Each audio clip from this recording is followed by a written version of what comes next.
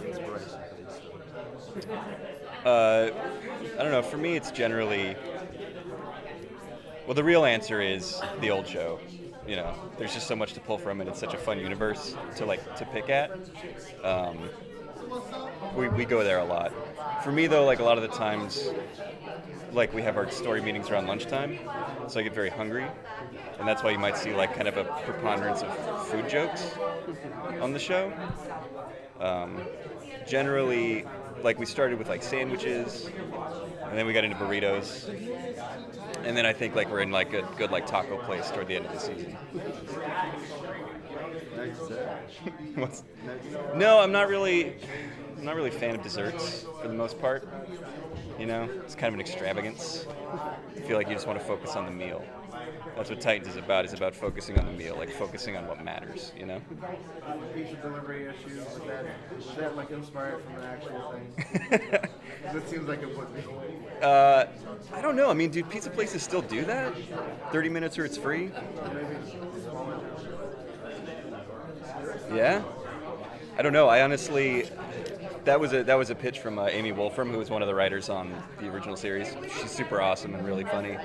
But I've never grown up with a pizza place that was like 30 minutes or it's free. They just give you your pizza like whenever. I noticed that Robin breakdances a lot. He does, yeah. Is there any particular reason why you thought that was... I enjoy it, I just didn't know where it came from. Well, yeah. Yeah, Robin grew up in the Bronx. I don't know Sure. if you knew that. Yeah, in our alternate timeline. Yeah. Haley Sturgis, straight out of Brooklyn. Yeah. Generally, all that stuff is inspired by our storyboard artists, because in the script it'll just be like the Titans do like an over-the-top dance, or just like the Titans dance. A lot of the show is actually inspired by our board teams and our directors, because like we'll leave the scripts kind of loose. Initially, the idea was to do the show like a premise-driven show, but with our schedule and the way we're setting up our pipeline, it wasn't going to work. So what we do is we'll do like kind of a loose script sometimes, where the action description will just be like the Titans dance. And then it's up to the director to be like, well, what kind of dance are they doing? And that's how you get Robin breakdancing. On that subject, if I can jump in. Dan Hipp is an art director on the show, and I've noticed, like, particularly the backgrounds, but also the characters. There's a lot of Dan Hipp. Yeah. So how involved is he in actually like determining what goes in the background of Raven's room? And Dan is the king of all that stuff. I know, we hired Dan because he's such a fan of all things comics. And when we were developing the world, I was just like, go nuts, dude. It's like anything that he wanted to put in the show, I was cool with. How much fun are you having with the show? It's the highlight of every week. We do a new episode at least once a week, and I look forward to it because we have so much fun. South Park meets Teen Titans. It's crazy. I never know what to expect. Every time I get a script, I'm like, oh my gosh, they're doing this? How are they getting it past, like Warner Brothers? But it's awesome. I'm glad they are. Sam Register from, Warner Brothers is really overseeing it and making sure we're being able to get wild and crazy with it. And that's what I love. I love just having no limits and being unchained. Well, it does seem like the new show really, more than any other character, fits Beast Boy really well. Like, it really gives your style a much more prominent spot than the kind of slightly more dramatic stuff from the original series. It's kind of cool. The fact that the show is definitely, again, like kind of South Park meets Teen Titans, and it's a comedy. I had an idea after Teen Titans went away. Actually, even during the last Teen Titans, the original Teen Titans, it's like they should do a Beast Boy comedy half hour, and it's only like 10 minutes, and it's not. So it manifested in its own way, and it's kind of it's a personification of Beast Boy's energy as being the comic relief. But now everybody's funny, and I feel like I think Robin's maybe the funniest one on the show now, which is like so left field. Yeah. What you said you're surprised that some of the stories do go through. What story has surprised you or seen or? Well, the most surprising thing is they have Beast Boy being a musician now on the show. Beast Boy sings a lot, and they're actually using some of my songs that I've written, and they have Beast Boy sing them. And that's so cool. Actually, today at the panel, they're giving a sneak preview of one of my songs and Beast Boy singing the song to Tara, and Mixmaster Mike from Beastie Boys is right there with the turntable spinning. Like, that's crazy. That's wild and so cool. You know, Beast Boy meets Beastie Boys. Yeah. It's pretty great. It is. Okay. So how much fun are you having playing voicing, right? I'm having a ton of fun. Teen Titans was one of those shows that when it got canceled, we were all devastated, as devastated as the fans. And we've all been like praying for more just to get back. It was a really magical group of the voice cast that happens a lot in voiceover, but not quite to this extent where we were just all so close and loved each other so much. So to get the opportunity to be together again has been extraordinary, and then to have Raven in these really boring situations has been fun for me because I just kind of, she's just so bored with everything. I love when the director's like, really, you're working hard today? Their lines are just so, I mean, poor Scotty Menville's like screaming, Titans, do this! I'm like, yeah. So it's not a stress. She's a really interesting character because she's the one who kind of wants to kill everybody's fun. So is that like, that's a big change from a lot of characters you've played in the past, because you kind of lend yourself, going back to Powerpuff Girls, to the very, happy, fun-loving characters, and not the one that just wants everyone to leave her alone. Yeah, I mean, Raven is certainly a departure from any character I play, but I also think Raven's a departure from any character. She's so interesting and dark, and obviously not many characters are the same. Double or demon, and has to coexist with a bunch of other teenagers. So it's such an interesting character. So yeah, it's definitely very different than Bubbles. She's probably the opposite of Bubbles. In fact, when I first auditioned, the Starfire breakdown said she's a grown-up Bubbles. So I'm like, oh, I'll probably look out because I am a grown-up Bubbles. Literally. Yeah. What sort of fan reaction do you get? Do people know you as the voice? Yeah, I mean, it's pretty funny. My husband posted a picture on Facebook of the big Raven balloons, and my wife is huge at Comic-Con. So in these scenarios, people know us a lot. It's fun for my kids. They're with me this time just to go for a walk and hear people go, that's Terry's true. And they're like, it's my mom. It's actually really nice, I have to say, because a lot of us have been in the business a long time, and to have, I think because of Twitter and Facebook and just the internet alone, having people being able to search who their favorite voice actors are, it's just nice to know that they're appreciating what we do and they love what we do, and I think my predecessors didn't have that, so it's kind of nice for the voiceover celebrities to have. Yeah, I think it's good. And you have a lot of new voice actors from regular, in front of the camera. What's like the biggest misconception that maybe somebody wants to get? But people sometimes might think that it's easy to do a voice actor.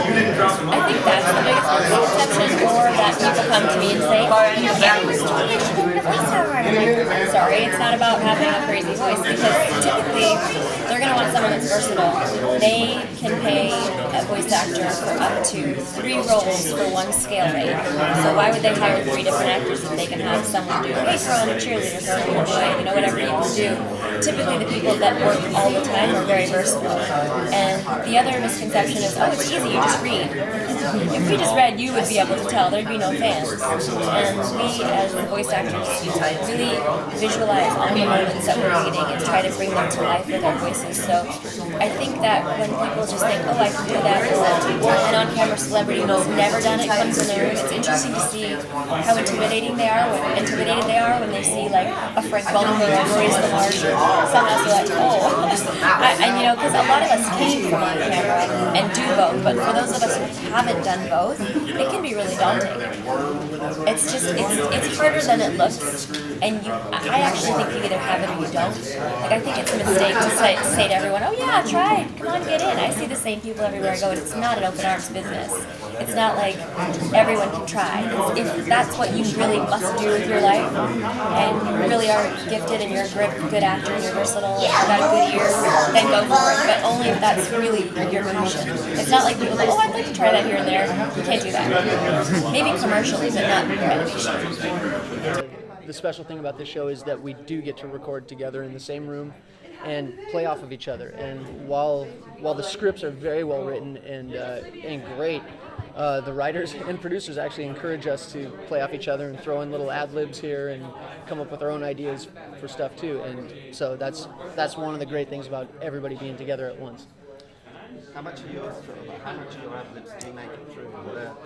That'd be a question for them, but stuff airs like Cyborg. There was one episode where he's like, "I am a genius. I'm a genie in a bottle. I'm a genius." Like that was all him. That was all Khary, you know. So the stuff makes it in, which is cool.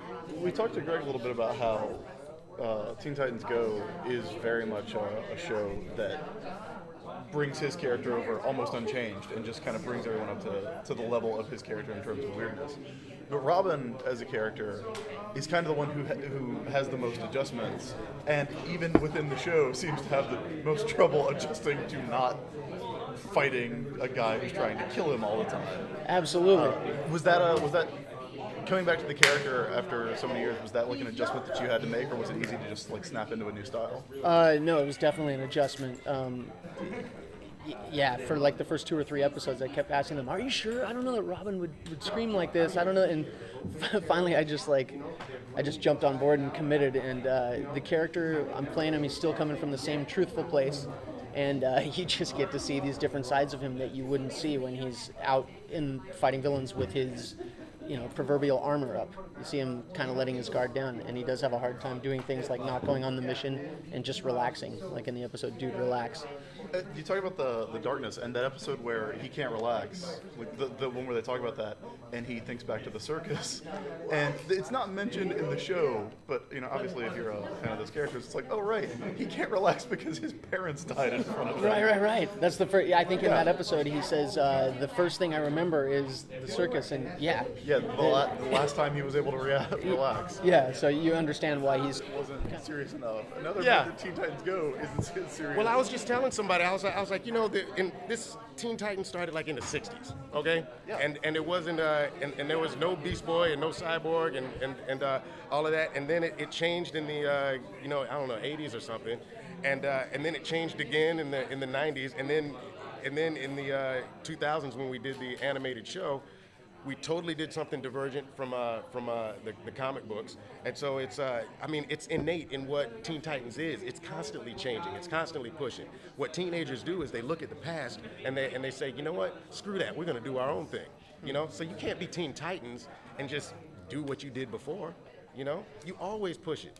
So when we're done with this series, we're gonna do it again, and like I said, we're gonna do like a Food Network show. It's practically a Food Network show. We got a meatball episode coming up. We had the pies, rhubarb. I don't know if you've ever had rhubarb pie. It's horrible. So that's the essence of Teen Titans. It's about changing it up. It's about pushing the boundaries. What went through your mind when you did hear about the new direction for it? Were you? I was so happy. Because these characters, these people that my castmates are some of the most fun I've ever had, working. Not that what I do is work anyway, but really when the 5 of us get together, we have such a good time. It's we could probably, if we just went straight, did it, we could record these episodes in I don't know, a half hour or an hour, but we're constantly riffing off of each other. The producers are great about just letting us improv, just let us, do what we want, because we've been doing it for a long time. We know each other really well. We know the characters, and I think Hendon rewrites every line of Starfire, just because she knows how to, work the grammar, because she's a genius anyway. Well, Scott was telling us that you get the most ad libs in. You're the ones that actually make it to the show the most. Well, it's because I have no reverence for the written word. Yeah, no. I'm just having so much fun.